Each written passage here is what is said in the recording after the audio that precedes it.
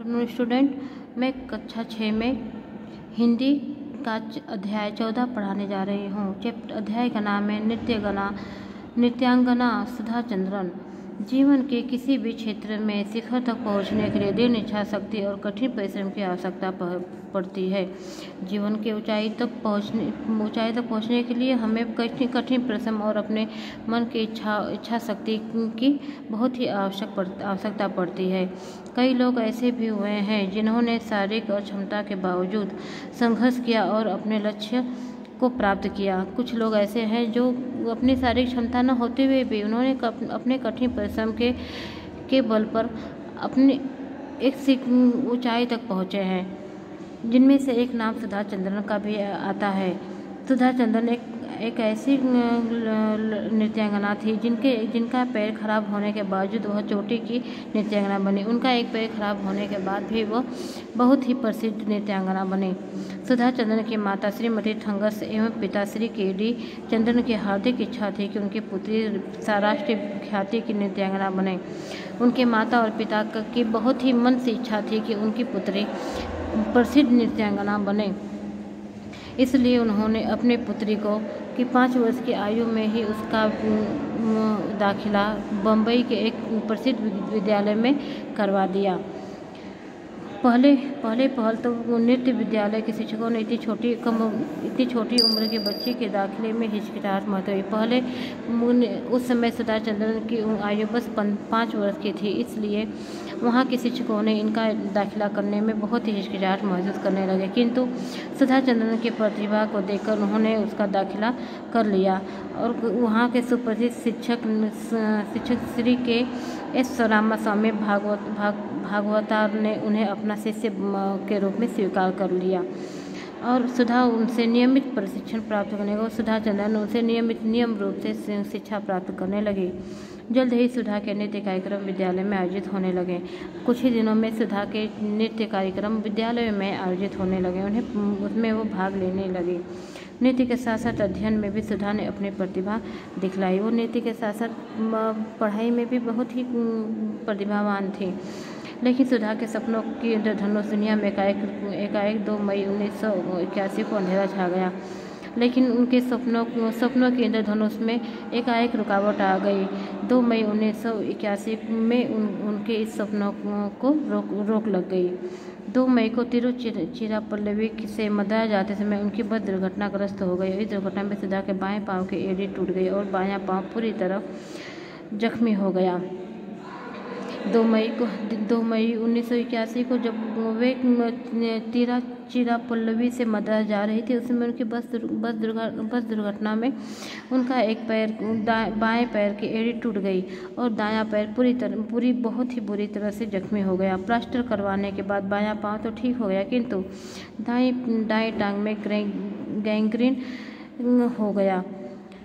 ऐसे में डॉक्टरों के पास सुधा की दाएं टांग काट देने के अलावा और कोई रास्ता नहीं था। ऐसे स्थिति में सुधा के दाएं पैर को काटने के अलावा डॉक्टर के पास कोई उपाय नहीं था, इसलिए उन्होंने उनका दायां पैर काट दिया।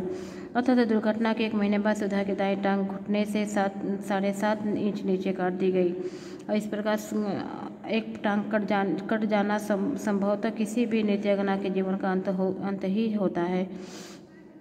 जब सुधा चंद्रन की एक पैर घुटने से 7 इंच नीचे तक कट गई तो सुधा चंद्रन के नृत्य की उड़ान में बाधा हो गई और उनके सपनों में रुकावट हो गई, जिससे इनकी नृत्य करने की कला को रोक दी, जिससे इनकी रुक गई।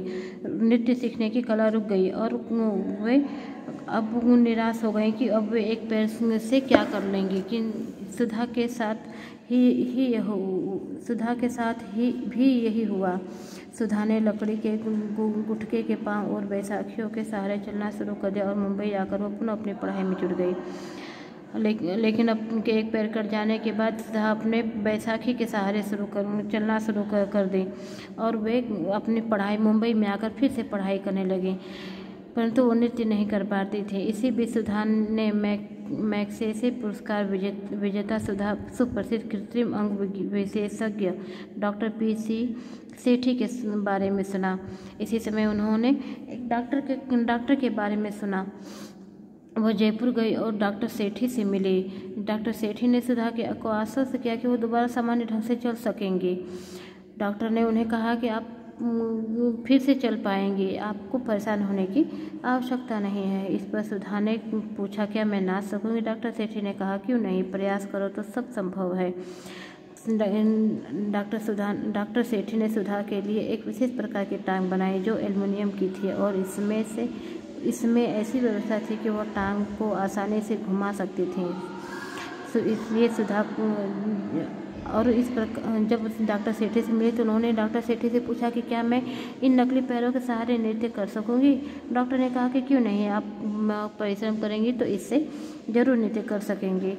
और इसलिए उस डॉक्टर ने उनकी नकली पैर एल्युमिनियम की बनाई और उसमें ऐसी व्यवस्था की गई कि वो चाहे जैसे भी चाहे उस पैर को उसे मुड़ा सकती हैं।